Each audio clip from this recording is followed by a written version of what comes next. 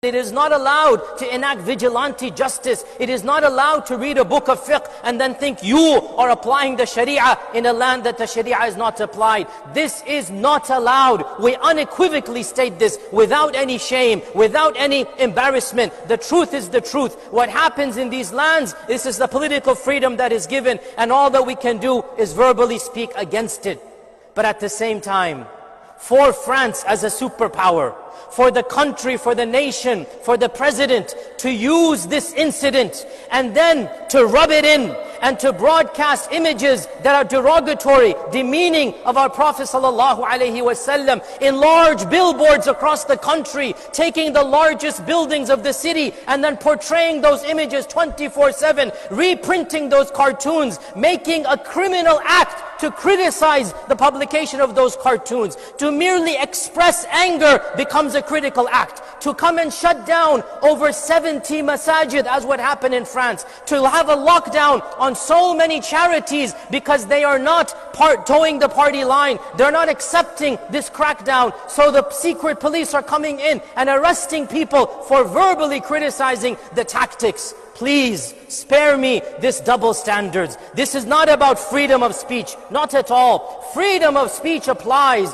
when a minority speaks to the majority. Freedom of speech applies when those that are bullied have the freedom to speak out against those that bully them. When truth is spoken to power, that is freedom of speech. When the president, when a country, when an army act like thugs, and they teach their own people to hate a minority, to have bad things about the minority, this is not freedom of speech. This is nothing but thuggery. This is nothing but an incitement of hatred. Freedom of speech does not apply over here. Less than 7% of France is Muslim. Less than 7%. Don't tell me that the 90% are intimidated, they're not going to speak their freedom. On the contrary, the acts of violence that happen at the hands of Muslims is negligible. One act, millions of Muslims, and one thing. These are statistics of any crime, any mafia, any negative that happens in a community. But what is the response? The criminalization of the entire religion of Islam. The criminalization of any type of criticism of government policies. And subhanallah, France, who are you to lecture us about the freedom? Who are you to tell us about the crimes of one man? Have you not looked at your own crimes? Have you not looked at your own colonial past? Have you not seen the brutal occupation of Algeria for over 100 years? Millions of people were killed. Not one teacher, millions of people were killed. Innocent women and children slaughtered. Rape was rampant. Anybody that objected, they were tied on a car with a handcuff and they were dragged through the streets of Algeria until they died. They set up concentration camps way before Hitler. Don't come and tell us about freedom when you yourselves have not embodied that freedom. You get angry at the murder of one man, and yes, that should not have happened, but you do not look at what you yourselves are doing to an entire population. Millions of people in your own lands who carry the same passports, third, fourth, fifth generation of North African descent. They are in your lands because of you and your colonization. Don't blame them. They are there because you needed them to be laborers, to be manual workers. You brought them in because you colonized their lands. Now their children, great-great-grandchildren, now you discriminate against them. You don't give them the same education. You ghettoize them. You put them in the outside of the suburbs. You don't give them jobs. At every single opportunity, you shut the doors on their faces. This crime that occurred, the teacher that was killed,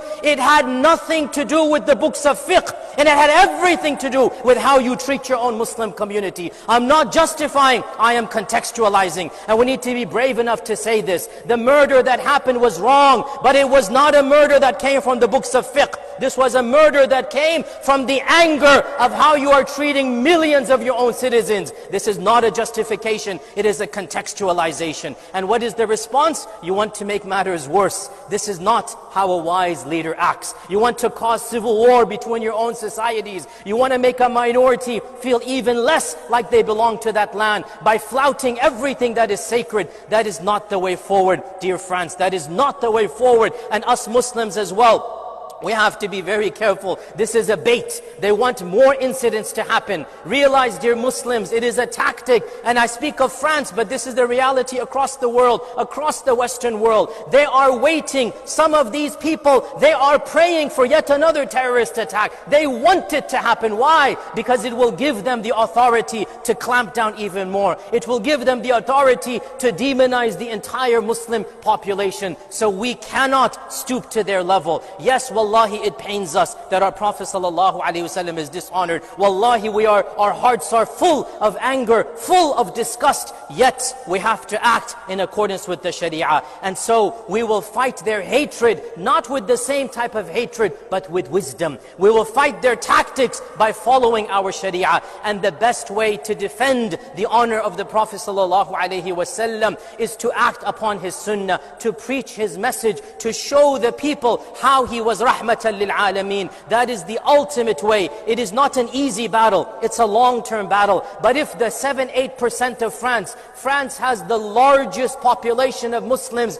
anywhere in the Western world, anywhere, the largest population percentage-wise. If that percentage were to return to Islam, be faithful to the teachings of the Sharia, embody the mercy, the rahmah that this religion was about, then that would be the best form of da'wah. And that is the best way to counteract this type of vitriol, this type of hatred. Dear Muslims, I speak of France, but the reality is the same scenario is happening across the world and even here in this land of ours. So learn from the lessons of the past and learn from the benefits of what is happening in the world, and make sure that we ourselves do not fall prey to these types of episodes. We have to respond to this hatred with wisdom and dignity, like our Prophet ﷺ.